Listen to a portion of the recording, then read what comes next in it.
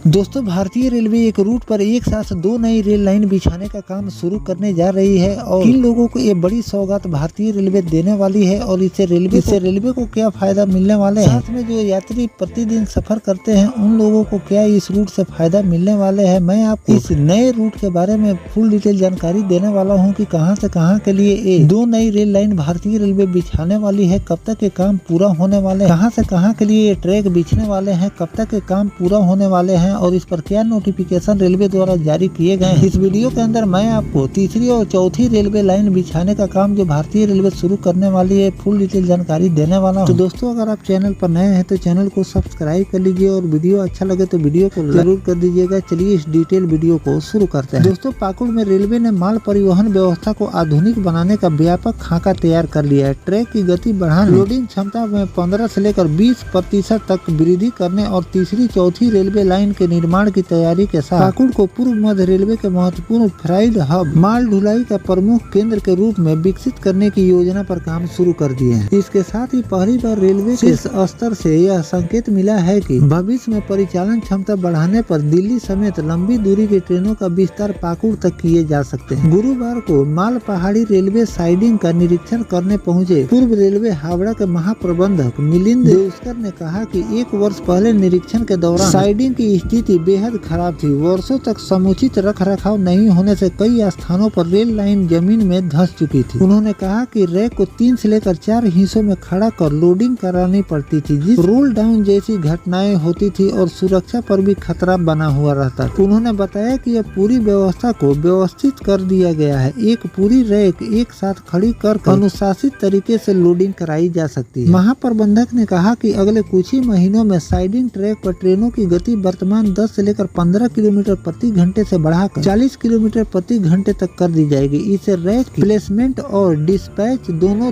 तेज होंगे। पाकुड़ की stone loading में 15 से लेकर 20% तक की वृद्धि देखने को मिलेगी। महाप्रबंधक ने बताया कि साहिबगंज लूप से तीसरी और चौथी रेलवे लाइन, बड़हरवा मालदा चौथी रेलवे लाइन परियोजना स्वीकृति के अंतिम चरण में पहुंच चुका है। भूमि अधिग्रहण की प्रक्रिया पूरा होते ही टेंडर जारी कर निर्माण कार्य इस रूट पर शुरू कर दिए गए। हालांकि पाकुड़ और गोड्डा नई रेलवे लाइन को अभी तक स्वीकृति नहीं मिली है और इसकी डीपीआर भी अभी तैयार नहीं हुई। उन्होंने बताया कि वर्तमान में पाकुड़ से लंबी दूरी की किसी नई ट्रेन के संचालन की योजना नहीं है, क्योंकि यहाँ रेलखंडों पर 2 लाइन अत्यधिक व्यस्त रहते हैं। लेकिन तीसरी और चौथी रेलवे लाइन बनने के बाद परिचालन क्षमता में बड़ा इजाफा देखने को मिलेगा। ऐसे में भविष्य में दिल्ली सहित अन्य महानगरों में आने और जाने के लिए ट्रेनों को पाकुड़ तक विस्तारित करने की भी संभावना बन जाए। तो दोस्तों, तीसरी और चौथी रेलवे लाइन बिछाने से भारतीय रेलवे को भी काफी ज्यादा फायदे होते हैं, क्योंकि माल परिवहन में जो लेट लतीफ होते हैं और ज्यादातर पेनाल्टी भारतीय रेलवे को देनी होती है व्यापारियों का सामान सही समय तक नहीं पहुंचाने के चलते। इसीलिए भारतीय रेलवे अलग अलग रूटों पर तीसरी और चौथी रेलवे लाइन बिछाने का काम कर रही है, ताकि माल ट्रेनों का संचालन अलग रूट से किया जाए, समय की बचत हो और व्यापारियों का माल समय से उन लोगों तक पहुँचाया जा सके। और साथ में जिस रूट पर 2 ट्रैक अभी फिलहाल में चल रहे हैं, उस रूट पर तीसरी और चौथी रेलवे लाइन भारतीय रेलवे इसलिए बिछा रही है कि आने वाले दिनों में उस रूट पर ट्रेनों की संख्या रेलवे बढ़ाने की तैयारी कर रही है। साथ में ट्रेनों के विस्तार की भी संभावना है। तीसरी और चौथी रेल लाइन बन जाती है तो विस्तार की भी संभावना बढ़ जाती है और कई ट्रेनों का विस्तार भी आपको देखने को मिलते हैं। जिन लोगों को लंबी दूरी की यात्रा करनी होती है उन लोगों को अलग रेलवे स्टेशन जाकर ट्रेन पकड़ने की झंझट नहीं होती है। उनके ही रेलवे स्टेशन लंबी से लंबी दूरी के लिए ट्रेनों का संचालन भारतीय रेलवे द्वारा किए जाते हैं। जैसे कि इस रूट को अगर रेलवे द्वारा तैयार कर लिए जाते हैं और तीसरी और चौथी रेलवे लाइन बन जाती है तो इस रूट पर आपको दिल्ली और महानगरों में जाने के लिए आपको